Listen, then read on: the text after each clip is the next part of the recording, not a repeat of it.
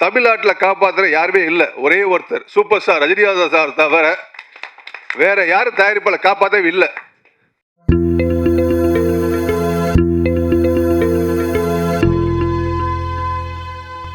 ரூபாய் படத்தை வந்து ஃபர்ஸ்ட் லுக்கை வந்து ரிலீஸ் பண்ண விஜய் சேதுபதி சார் சொன்னார், ஒருத்தர் செய்யக்கூடிய உதவியை வந்து நம்ம அவங்கள வந்து என்கரேஜ் பண்ணி சந்தோஷப்படுத்திக்கினா தான் அது அடுத்து இன்னொரு 10 பேருக்கு செய்வாங்க. அந்த நாகரிகமான மரியாதை நிமித்தமாக இந்த ஃபர்ஸ்ட் லுக்கை வெளியிட்ட மக்கள் செல்வம் விஜய் சேதுபதி சார் அவர்களுக்கு தயாரிப்பாளர் சங்கத்தின் சார்பாக மிக மிகுந்த நன்றியை தெரிவித்துக் கொள்கிறேன். ஏன்னா ஒரு சின்ன படத்துக்கு வந்து ஒரு செலிபிரிட்டி ஒரு இந்த மாதிரி பண்ணும்போது தான் அந்த படம் வந்து ஒரு பல கோடி பேரையும் அதையும் தாண்டி ரசிகர்களையும் போய் சென்றடைவதற்கு வந்து தேவைப்படுது. ஏன் சொல்கிறேன்னா, நீங்கள் தாய் கிழவிங்கிற படத்தை வந்து வேறு எந்த ஒரு தயாரிப்பாளர் எடுத்திருந்தா கூட இவ்வளோ பெரிய போய் ரீச் ஆகிருக்காது. ஸோ அது சிவகார்த்தியனுக்கு ஒரு தயாரிப்பாளர் வந்து நடிகராக இருந்துக்கிட்டு அந்த படத்தில் ஒரு பார்ட்னர் இருந்து அந்த படத்தோட ப்ரொமோஷனுக்காக ஃபுல்லாக பண்ணார். அதனால தான் அந்த தாய் கிழவிங்கிற படம் ரீச் ஆச்சு. ஸோ இந்த ரூபாய்ங்கிற ஒரு டைட்டில் வந்து நீங்கள் வந்து வெளியே தெரிய வைக்க ஒரு உதவியை மக்கள் செல்வம் விஜய் சேதுபதிக்கு மீண்டும் மீண்டும் தயாரிப்பாளர் சங்கத்தின் சார்பாக நன்றி தெரிவிச்சுக்கிறேன்.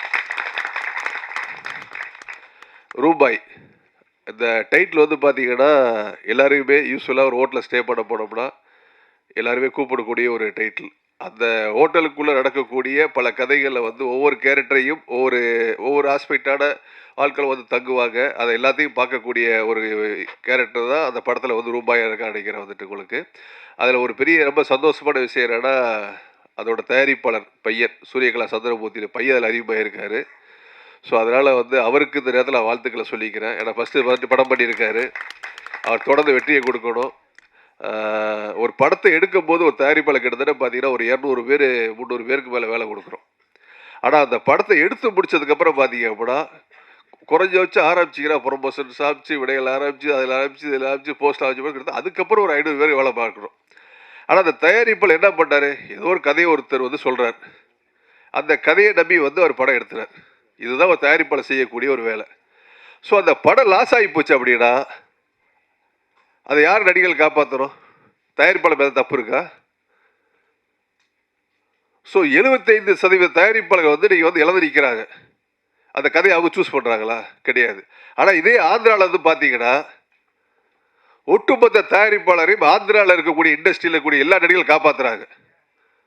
ஸோ தமிழ்நாட்டில் காப்பாற்றுற யாருமே இல்லை. ஒரே ஒருத்தர் சூப்பர் ஸ்டார் ரஜினிகாந்த் சார் தவிர வேற யாரும் தயாரிப்பாளர் காப்பாற்றவே இல்லை. ஒரு பெரிய படம் சார், தெலுங்கு லாஸ் சார், இமிடியேட்டாக கூப்பிட்டு அந்த டைரக்டர் பேரையும் படத்து பேர் மேடையில் சொல்லலை, இமிடியேட்டாக லாஸ் 200 கோடி ரூபாய் லாஸ். உடனே கூப்பிட்டு அந்த ஹீரோ சொல்கிறாரு, சார் ஒன்றும் கவலைப்படாதீங்க, நான் இமிடியேட்டாக உங்களுக்கு பண்ணி தரைக்கிறாரு. ஸோ அவர் வீட்டில் எப்படின்னா ஒரு ஃபயர் எரிஞ்ச மாதிரி தீ எரிஞ்சிக்கிட்டு இருக்குது. அவ்வளோ பேர் ப்ரெஷர் பண்ணுறாங்க. ஏன்னா ஒரு படம் லாஸ் அப்படிங்கும்போது கிட்டத்தட்ட ஒரு 50 பேர் 100 பேர் படம் கொடுத்தா எல்லாம் போய் வீட்டில் அடைப்பாங்க. அவர் சூசைட் பண்ணுற ஸ்டேஜ் கூட போகலாம், மனநிலை மாறலாம். ஆனால் அந்த நேரத்தில் ஹீரோ எப்படி காப்பாற்றுறாரு பாருங்க. சார் ஒன்றும் கவலைப்படாதீங்களா இருக்கிற அப்போ எரிஞ்சிக்கிட்டு இருக்க தண்ணியில் ஃபயரில் வந்து தண்ணியை ஊற்றி அடைக்கிற மாதிரி. அந்த மாதிரி தமிழ் திரையுலகத்தில் வந்து யாருமே சப்போர்ட் பண்ண மாட்டேங்கிறாங்க. ஸோ தெலுங்கு திரையுலகம் வந்து எல்லா ஹீரோஸையும் ப்ரொடெக்ட் பண்ணுறாங்க. சார் தயாரிப்பாளர் இடமே இல்லை சார் உங்களுக்கு. நான் இப்போ மேடையில் சொல்கிறேன் சார், நானே இனிமேல் பெரிய படம் எடுக்க தயங்குறேன், வேணாங்கிறேன். நான் சின்ன படம் 5 கோடி 7 கோடி எடுத்துகிட்டு போயிருக்கிறேன் உங்களுக்கு. ஸோ ஒரு கதையை சூஸ் பண்ண பிடி சார், எக்ஸிக்யூட் பண்ணதால் யார் பண்ணுறா? ஒரு படத்தை 70% சம்பளம் எங்கேயும் போகுது சொல்லுங்க. நீங்கள் 30% ப்ரொடக்ஷன் காசு போகுது. அப்போ ஒரு ஆச்சுன்னா ஒருத்தர் சப்போர்ட் பண்ணணும் சார், ஒருத்தர் கை கொடுத்து தூக்கணும். அப்போ தான் அடுத்த ட்ராவல் பண்ண முடியும் உங்களுக்கு. ஸோ எல்லாரையும் திரையோட வளர்த்து விடும் தயாரிப்பாளர்கள். இன்னைக்கு அந்த இடமே இல்லாமல் இருக்குது. அதனால தெலுங்கு இண்டஸ்ட்ரியை பார்த்து மற்ற கதையெல்லாம் தெரிஞ்சுங்க. ஸோ அதுக்கே ஒரு கலந்தாய்வு கூட்டம் போட்டிருக்கோம். இப்போ நல்ல நிர்வாகம் வந்திருக்கு. முழுக்க சொல்கிறேன், தயாரிப்பாளர் பக்கத்துடையாக என்னைக்கு இருப்போம், எந்த நேரம் தயாரிப்பாளர் விட்டு கொடுக்க மாட்டோம்.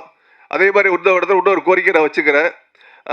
படம் ரிலீஸுக்கு அப்புறம் வந்து பார்த்தீங்கன்னா நிறைய ப்ரொமோஷன்ஸு, ஏட்ஸு, விடையல்ஸு, இந்த மாதிரி நிறைய ஒரு ஆஸ்பெக்ட்ஸ் கம்பெனிலாம் இருக்குது.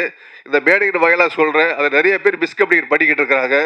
ஸோ அதனால் வந்து ஒரு ப்ரொடியூசர்ஸ் கவுன்சில் ஒரு சின்ன ஸ்கீம் வச்சு யார் அந்த ப்ரொமோஷன் சைடு ஒர்க் பண்ணுறீங்களோ சினிமா சார்ந்து, அது ஓடிஆர்ஸ் இருக்கட்டும், வேறு எதுவாக இருக்கட்டும், எதுவாக இருந்தாலும் தயாரிப்பாளர் சங்கத்தில் வந்து உங்கள் கம்பெனி உங்களோட மெயில் ஐடி எல்லாத்தையும் ரிஜிஸ்டர் பண்ணிக்கங்க.